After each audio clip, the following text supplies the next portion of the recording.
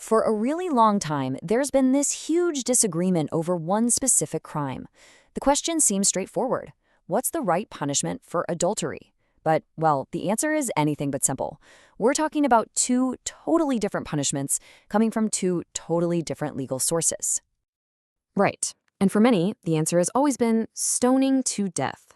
It's a practice known as Rajam, and it's rooted in historical tradition. Except, that's not what the Quran says. Not at all. The Quran is crystal clear. The punishment is 100 lashes. It's right there in black and white. So right off the bat, we have a major contradiction. So here's how we're going to break this down. First, we'll lay out the two laws side by side. Then, we'll dive into the case for stoning. After that, we'll look at the Quran's counter-argument, which is pretty powerful. We'll also get into the nitty-gritty of the language and a really strange story about a so-called lost verse. And we'll wrap it all up by talking about what this means for the big question of authority. Okay, so let's jump right in. What are these two laws that are causing all the conflict?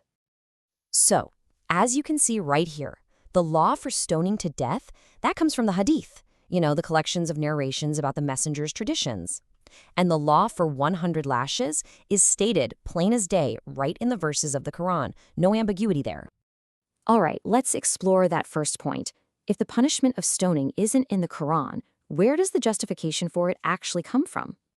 Well, the penalty of Rajam, which is stoning, it's all based on Hadith narrations. The idea is that these accounts report the messenger and the leaders who came after him actually carried out this punishment. So it became established through practice, through tradition. Okay, but here's where things get really complicated. Let's just say, for the sake of argument, that we accept this tradition of stoning. The thing is, it runs into a huge logical roadblock when you look at other laws that are inside the Quran itself. So, let's look at the Quran's law for zina. That's adultery. It's incredibly specific. 100 lashes for both the man and the woman. And it has to be done in public. It's just spelled out. There's really no wiggle room. But the real kicker, the thing that creates the contradiction, comes from a different verse entirely. See, the Quran lays down a very clear rule. If a married slave woman commits adultery, her punishment has to be exactly half of the punishment for a free woman. And that leads us to the big, unavoidable question. I mean, think about it. If the punishment for a free woman is stoning to death, how on earth do you give someone half of that punishment? It's impossible. You can't half stone someone to death. Exactly. The math just doesn't add up. This half penalty rule makes stoning a complete logical impossibility inside the Quran's legal framework. I mean, the only punishment you can actually cut in half is a number, right? 100 lashes becomes 50. But death? You can't have death. Okay, so that's a pretty big problem. How do people try to explain this away? Well, the most common argument tries to get around it by saying the laws apply to different people. And they base this on a specific reading of the original Arabic. The argument goes something like this. The two punishments aren't actually contradictory. They're for two different groups of people. So, the 100 lashes, that's for unmarried virgins who commit fornication. And stoning, that's the punishment for married people, non-virgins who commit adultery. But see, that entire argument only works if you force a very specific, and I'd say unnatural, meaning onto the Arabic words. Let's take that word for free women in the half penalty verse. Al-Muhsanati. For their argument to hold up, that word has to mean a chaste virgin woman. But that's just not how the Quran uses it. The word simply means any chaste woman, whether she's married or not. When the Quran actually wants to talk about a virgin, it has a totally different word for that, abgaran. And it's the same exact problem with the word for the crime itself, zina. This whole explanation requires zina to mean fornication, but only by virgins.